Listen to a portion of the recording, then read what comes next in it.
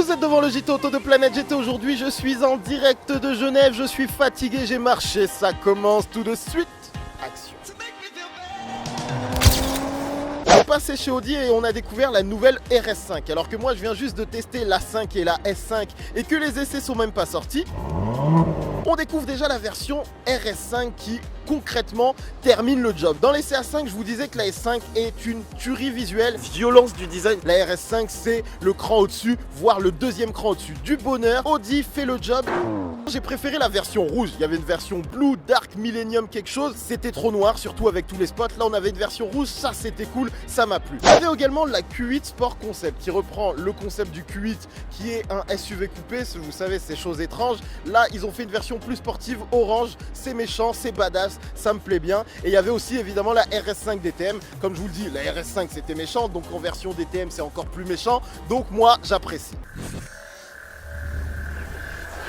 Chez Porsche, on a découvert la Porsche Panamera Gran Turismo. Vous savez, la version un peu équivalente à la Ferrari FF, c'est une sorte de break 4 portes à peu près stylée. Quand les images sont sorties, tout le monde était comme des dingues. Et puis là, on l'a vu en vrai et finalement, c'est pas aussi beau que ce qu'on aurait pensé. L'arrière retombe peut-être un peu trop tôt et du coup, c'est moins stylé que ce que l'on aurait voulu. Malgré tout, ça va certainement se vendre comme des petits pains, mais des petits pains très chers. On ne peut pas se plaindre pour les gens qui ont les moyens. J'ai découvert également la Lamborghini Aventador S et quand je vous en avais parlé la première fois, je vous avais dit que j'étais pas forcément fan de ce facelift, sauf qu'en réalité, c'est de la bombe. C'est de la bombe, oui, c'est de la bombe, ne me contredis pas. Non, concrètement, la voiture est vraiment belle, encore plus belle qu'auparavant, toujours aussi monstrueuse, toujours aussi imposante, toujours aussi hardcore et avec des roues qui ont une largeur excessive, plus large que moi certainement. Problématique, je suis plutôt musclé pourtant à la base. Et ensuite, il y avait l'Huracan Performante qui est censé être un peu la nouveauté monstrueuse de Lamborghini et pas spécialement fan. Il y avait le livret orange un peu chelou, pas trop compris l'intérêt. J'ai préféré par exemple une version Huracan propulsion qu'il y avait sur le stand dans un petit gris perlé très sympa, ça c'était cool. Une nouveauté de dingue. Le nouveau Renault Captur était sur le stand Renault et qu'est-ce qu'on a kiffé.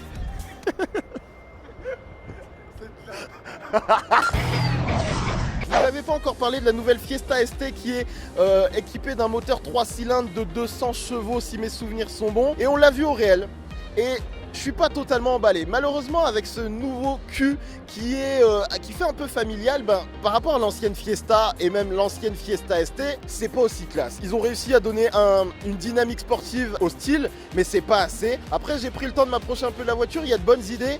En bossant un peu plus sur le dynamisme, je pense qu'on peut avoir une sportive qui a de la gueule, mais il en manque un petit peu. On voudra en voir plus, après il va falloir voir ce que ça donne au volant. 3 cylindres, c'est pas forcément assez, mais c'est pas inintéressant.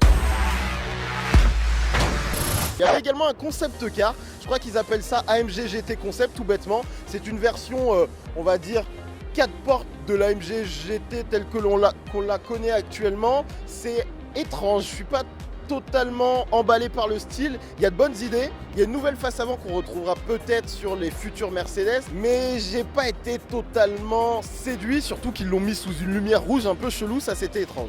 C'est important que je vous montre ça, attendez, faut que je sois discret, c'est important, mais des mecs viennent de s'incruster sur les chariots poubelles et viennent donc de... regardez.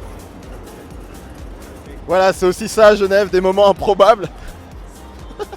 C'était la première partie de ce JT spécial Genève. La liste est tellement longue que pour le moment, je recule un petit peu.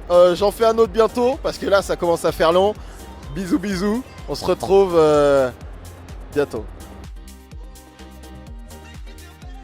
Je suis trop fatigué.